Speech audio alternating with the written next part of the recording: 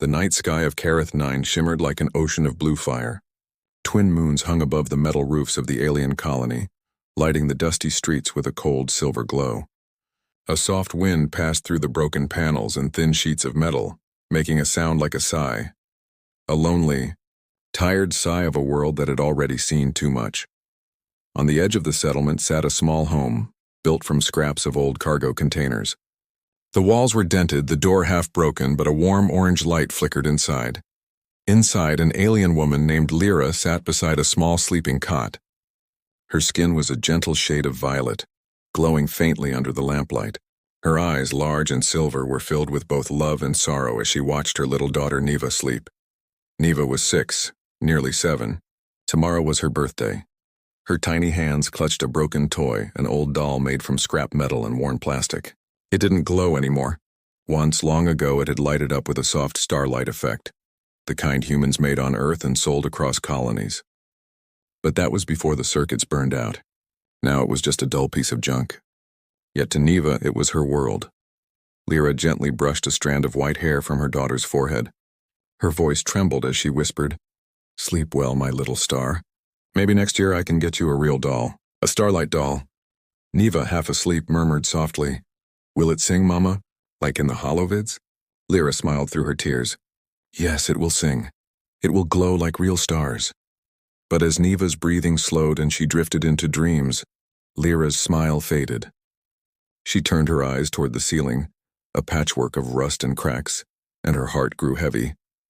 Outside, laughter echoed from the colony square.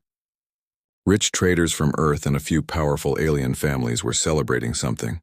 Probably another shipment of goods arriving from Earth. Among those goods, no doubt, were starlight dolls, beautiful, glowing toys that sang lullabies from Earth.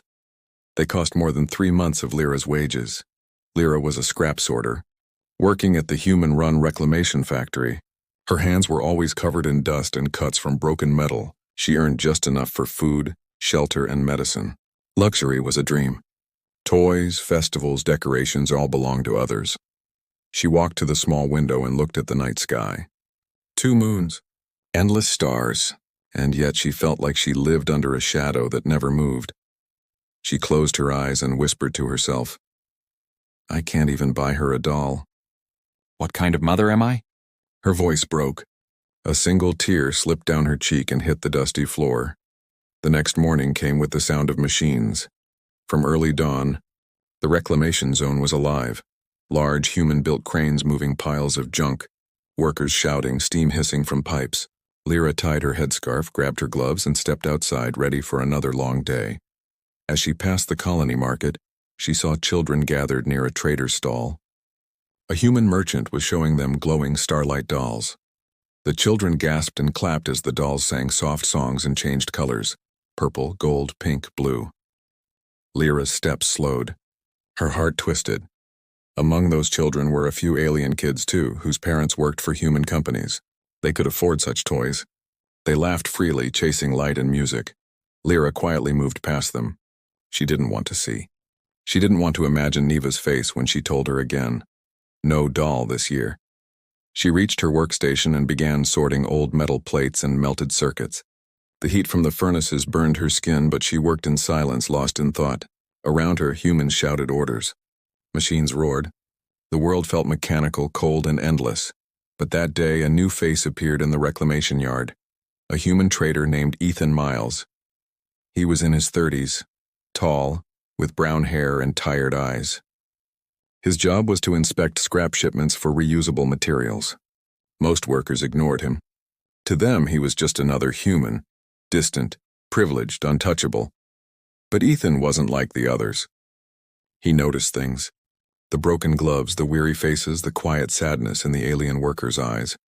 When his inspection brought him near Lyra's station, he saw something that made him pause. Lyra had placed a small metal trinket on the corner of her workstation, a tiny toy hand, part of the broken starlight doll. She had found it in the junk heap, and even though it was useless, she kept it near her as if it were sacred. Ethan tilted his head. "That's from an old Earth model," he said softly. "Series 4, Starlight doll. Haven't seen one in years." Lyra looked up, startled. You know about it?" He nodded. Yeah, my sister had one when we were kids. It sang songs before bedtime. He smiled faintly. She used to believe it had real starlight inside. Lyra lowered her eyes. My daughter believes that too. There was a long silence. The noise of the machines faded into the background. Then Ethan asked quietly, "Her birthday soon?" Lyra hesitated. "Tomorrow." Ethan's smile faded. "And you can't get her one, can you?" Her voice cracked. "No, they cost more than I earn in months." Ethan looked away, guilt shadowing his face. "Yeah," he muttered. "They shouldn't cost that much," she blinked. "Humans made them," she said softly, not with anger but sadness. "Humans sell them. Everything beautiful always costs too much." He didn't know what to say. For a moment, they just stood there, one human, one alien, both trapped in a world built by greed and inequality. Then his radio crackled. "Ethan, report to the front yard now." He nodded quickly. "Yeah, I'm coming." Before leaving, he said, "Hey." "What's her name?" "Who?" "Your daughter." Lyra hesitated, then answered, "Neva." He smiled gently. "Pretty name. Means light in some languages back on Earth." Lyra didn't reply. She just turned back to her work.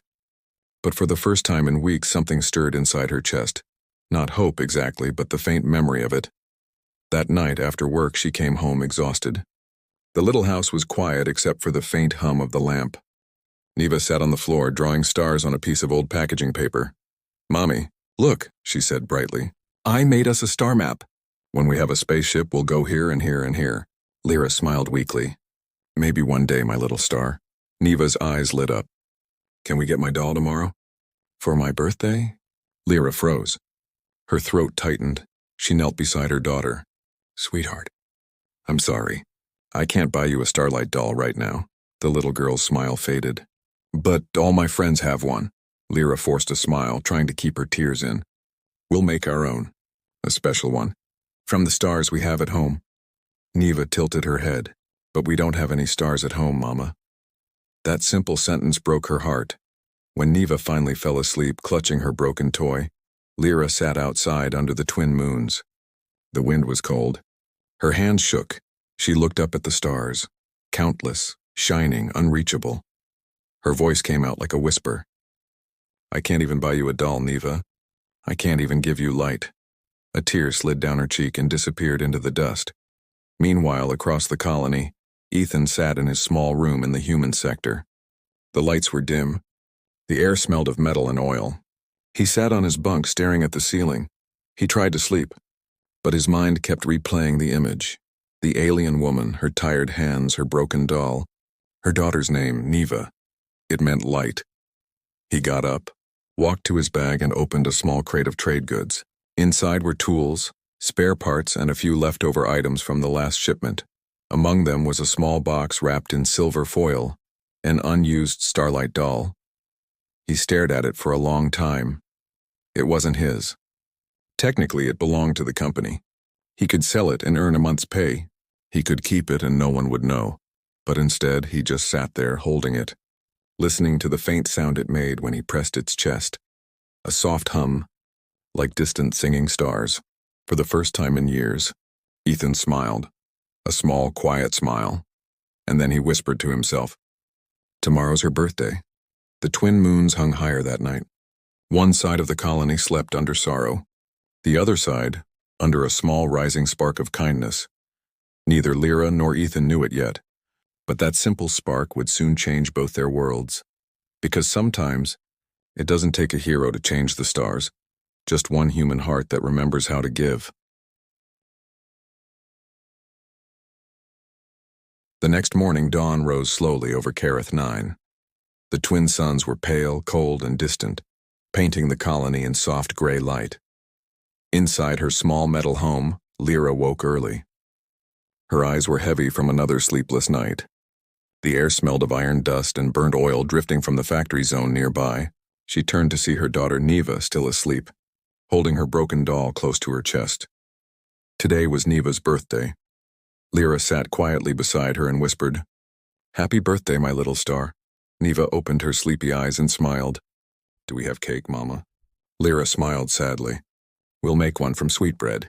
It won't be big, but it will be ours. The little girl nodded, still half dreaming. Then she whispered the words Lyra feared.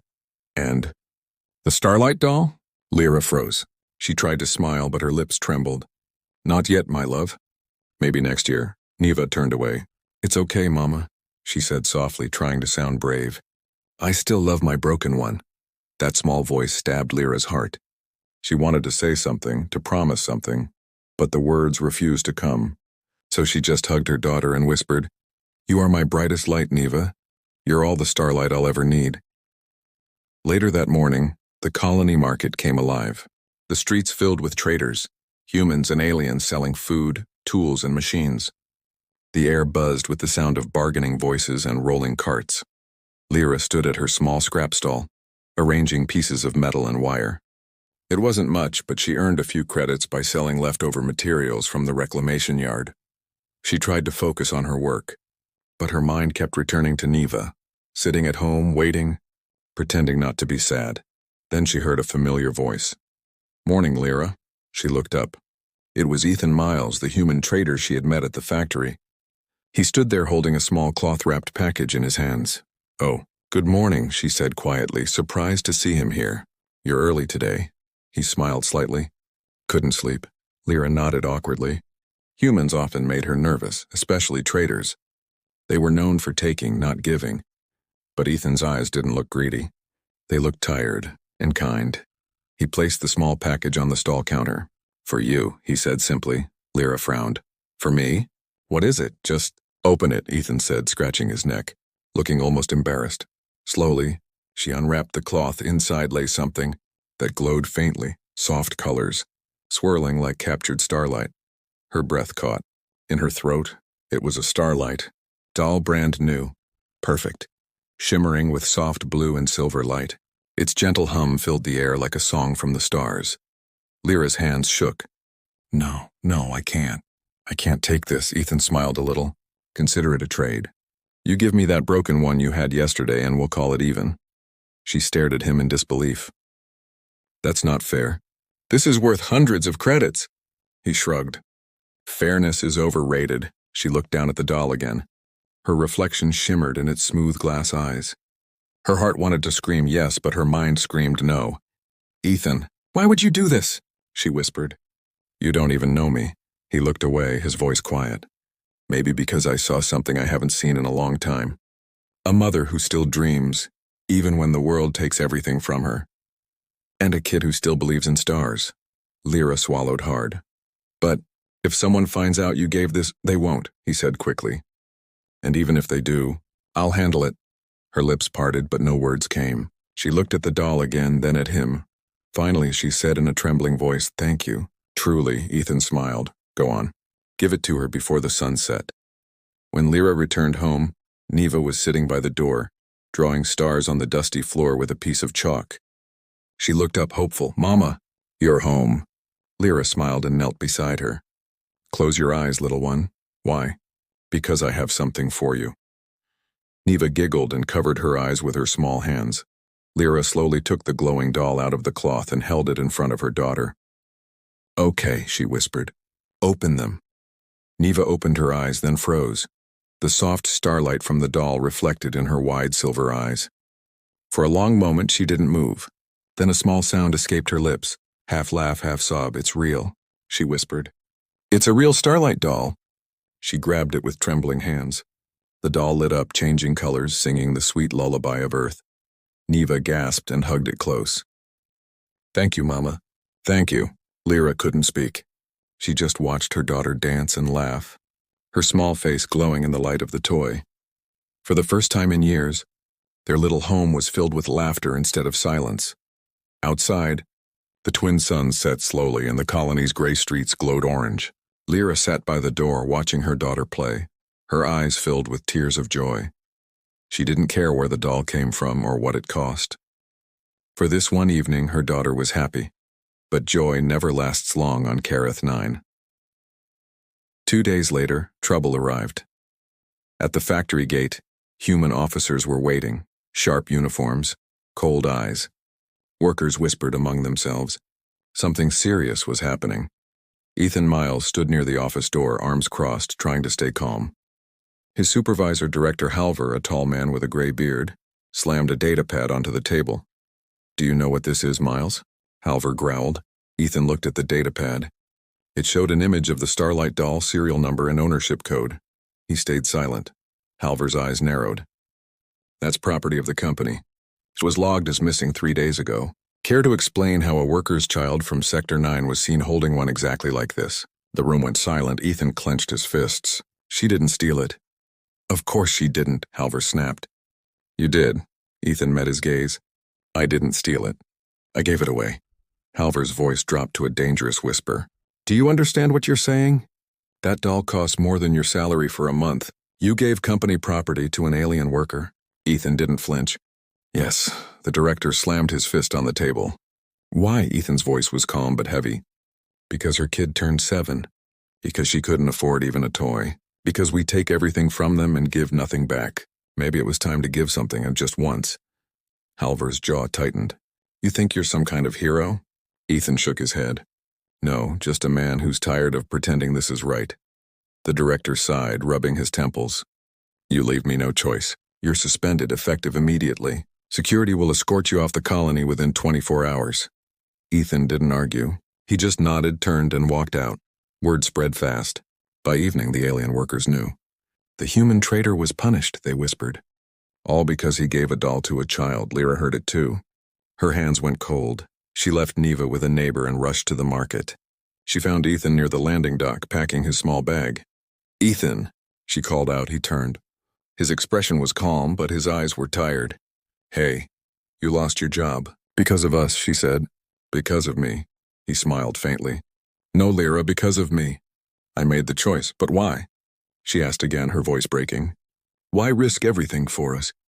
He looked at her, really looked. "Because that kid's smile was worth more than every credit I ever made. Because maybe for one moment I wanted to remember what being human meant." Lyra's eyes filled with tears. "They'll send you away." "I know. You'll have nothing left." He shrugged. "Then I'll start over somewhere else. Maybe a place where kindness isn't against the rules." For a long time, they just stood there staring at each other under the dim lights of the dock. Then Lyra said softly, "If there's ever anything I can do..." He smiled. "Just let her keep that doll. That's all I want," a voice called from behind him. "Boarding begins in 5 minutes." Ethan lifted his small bag. "Take care of her, Lyra." He turned to go, but she stepped forward and held out something, the broken doll from before. "Then you take this," she said, her voice trembling. "A trade." "Like you said." He looked at the broken toy in his hands. Its wires hung loose, its paint was chipped. But somehow it felt heavier, filled with meaning. He smiled, nodding.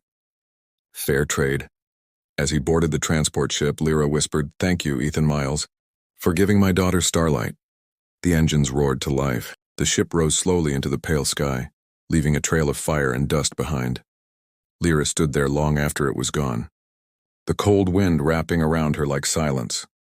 When she returned home, Neva ran to her, laughing, showing how the doll glowed in the dark. Lyra hugged her tightly, whispering into her hair, "Never forget this light, my little star." It came from someone who remembered how to care. That night, under the twin moons, 2 dolls lay in 2 different worlds, one glowing bright in a child's hands, the other broken, resting in a human's bag. Both were pieces of the same promise, that even in a cold galaxy, kindness could still burn brighter than starlight.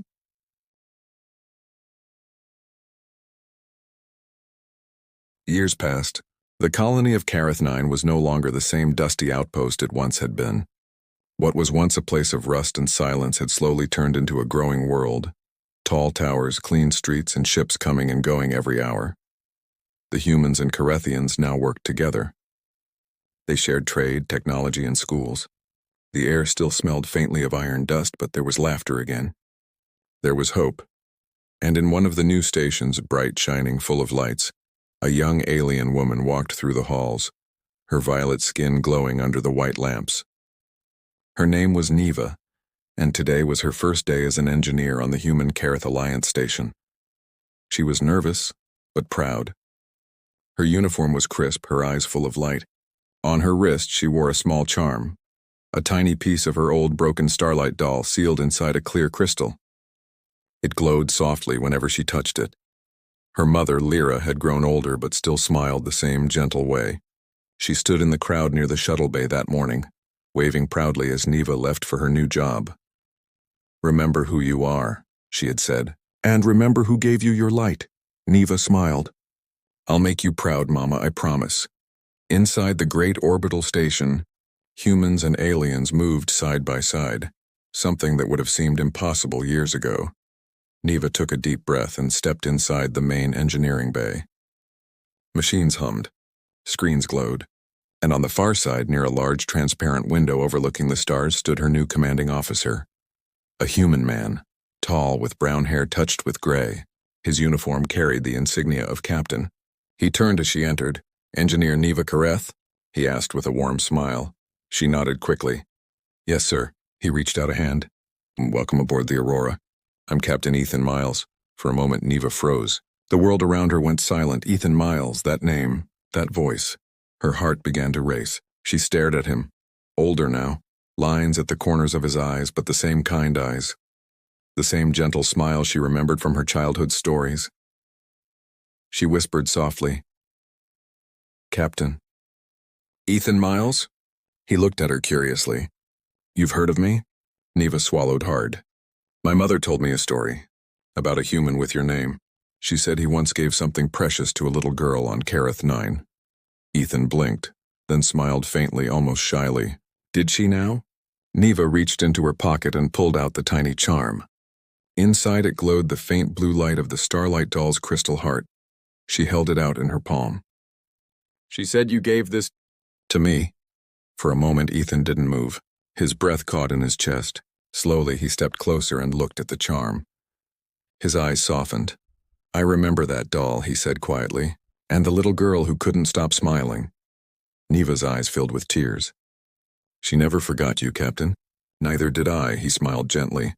"You've grown, just like I hoped you would." They stood there for a moment, two lives crossing again after so many years. That evening, the station's artificial night cycle began. The stars outside the window shone brighter than ever, filling the control deck with soft light. Ethan and Neva sat near the viewport, drinking warm synth tea, sharing stories. "You know," Ethan said quietly, "after I left Kareth 9, I thought I'd never see that place again.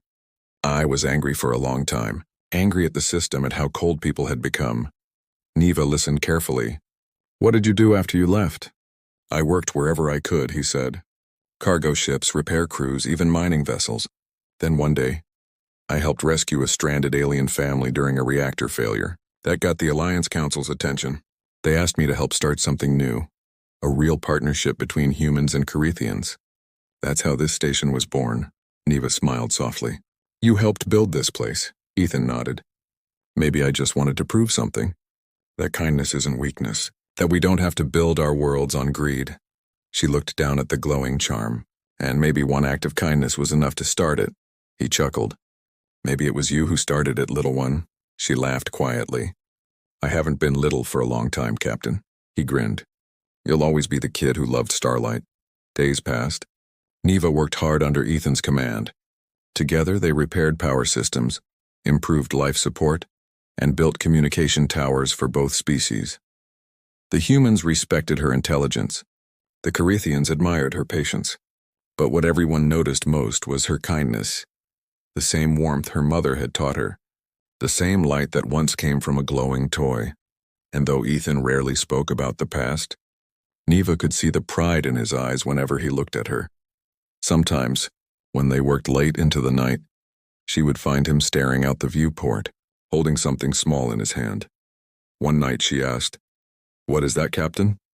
He turned and showed her.